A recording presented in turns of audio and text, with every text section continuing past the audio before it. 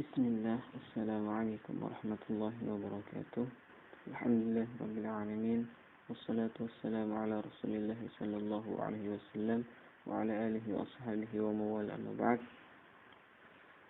Adik-adik saleh-salehah semuanya, insyaallah hari ini kita akan masuk pada bab 2, yaitu mudahnya salat dalam perjalanan.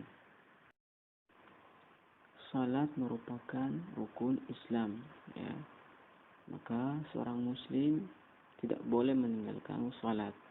Jika ia meninggalkan salat, maka sama halnya dia telah merusak agama ini, ya.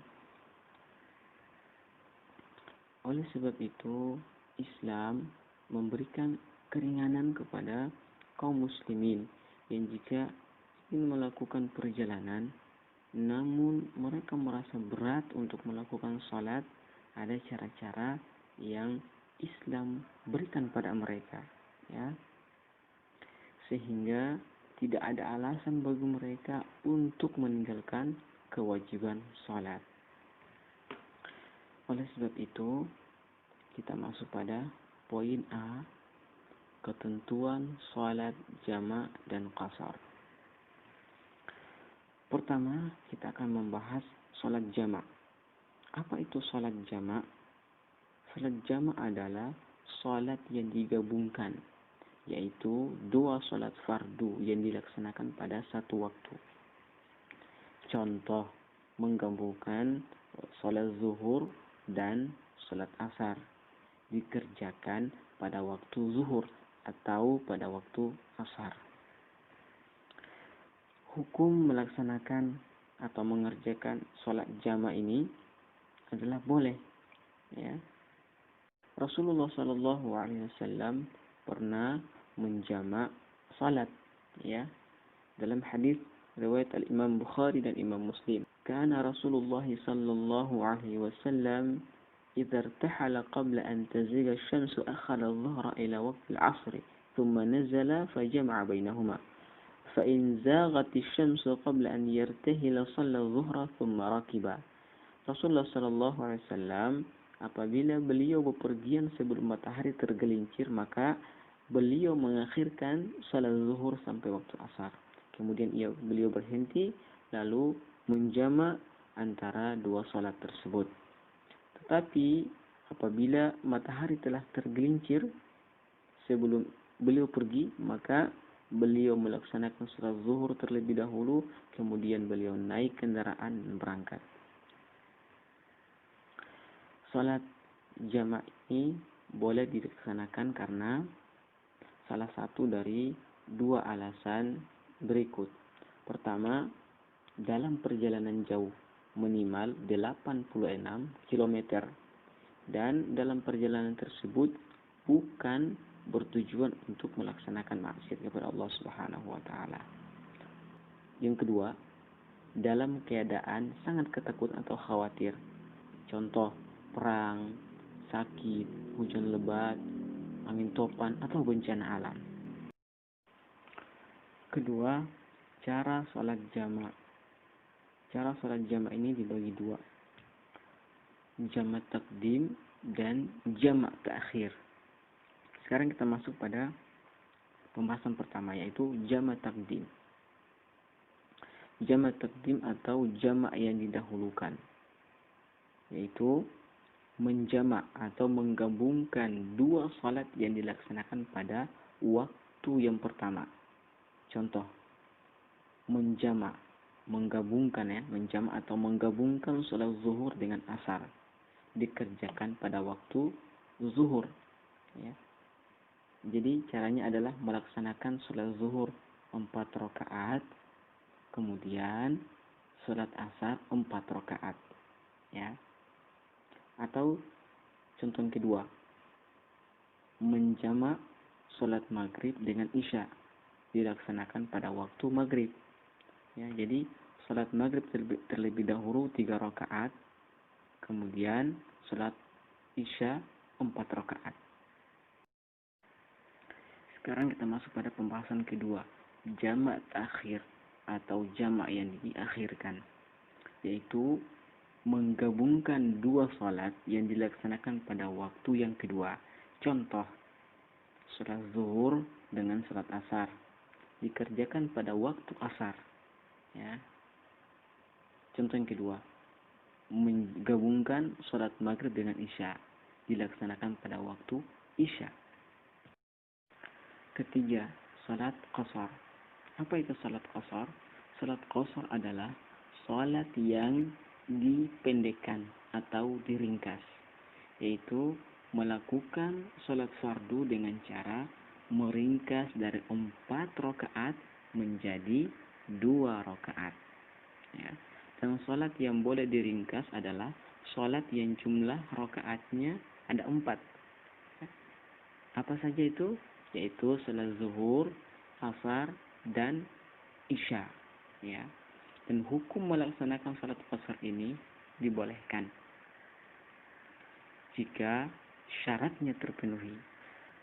Pertama, dalam perjalanan jauh, minimal 86 km, dan di dalam perjalanannya tidak bertujuan untuk bermaksiat kepada Allah Subhanahu wa taala. Kemudian harus dilakukan ya setelah melewati batas desa. Yang kedua, dalam keadaan sangat ketakutan atau khawatir, misalnya perang, sakit, hujan lebat, angin topan, atau bencana alam. Poin B, praktek sholat jamak dan qasar. Yang pertama, melaksanakan sholat jamak. Ya, ada 2 macam cara mengerjakan sholat jamak ini. Yang pertama, cara melakukan atau melaksanakan sholat jamak takdim. Misalnya, sholat zuhur dengan asar. Sholat zuhur terlebih dahulu 4 rakaat, kemudian sholat asar 4 rakaat. Ya, dilaksanakan pada waktu sholat zuhur. Tata caranya sebagai berikut. Yang pertama, berniat sholat zuhur dengan jamak takdim. Cara yang kedua, takbiratul ihram. Cara yang ketiga, sholat zuhur 4 rakaat seperti biasa. Cara yang keempat, salam.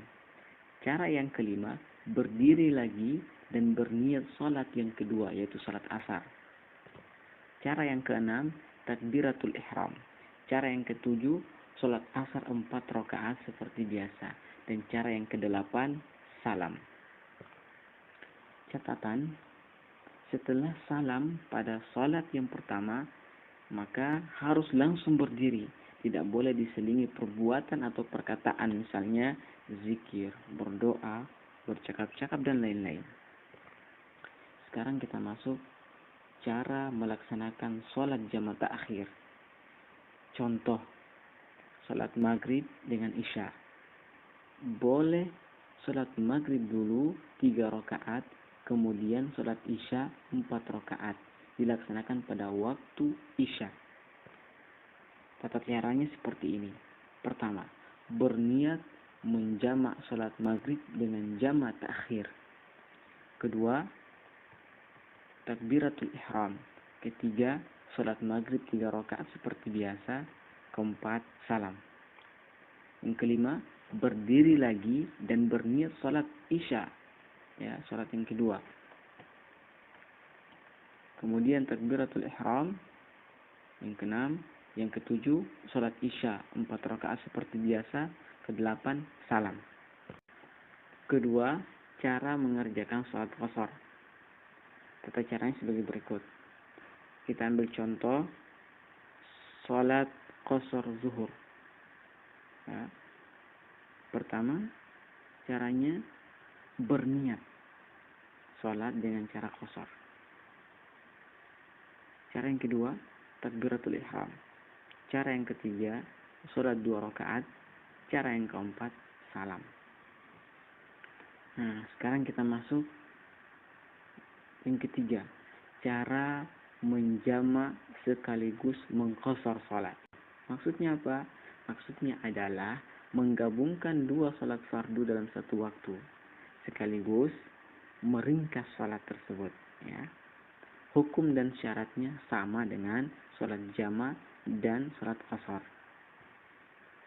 Serta sholat jamak qasar ini dapat dilaksanakan secara takdim maupun takhir.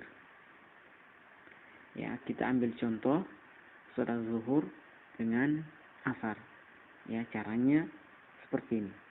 Pertama, berniat menjamak qasar sholat zuhur dengan jamak takdim. Kedua, takbiratul ihram. Ketiga, sholat zuhur 2 rakaat, ya, diqasar, dipendekkan menjadi 2 rakaat. Yang keempat, salam. Yang kelima, berdiri lagi dan berniat sholat asar. Yang keenam, takbiratul ihram. Yang ketujuh, sholat asar 2 rakaat. Yang tadinya 4 rakaat diringkas, ya, karena diqasar menjadi 2 rakaat. Adik-adik soleh-soleh, alhamdulillah kita telah menyelesaikan materi kita pada bab 2 ini. Akhirnya kita tutup dengan subhanakallahumma bihamdika asyhadu an la ilaha illa anta astaghfiruka wa atubu ilaik. Assalamualaikum warahmatullahi wabarakatuh.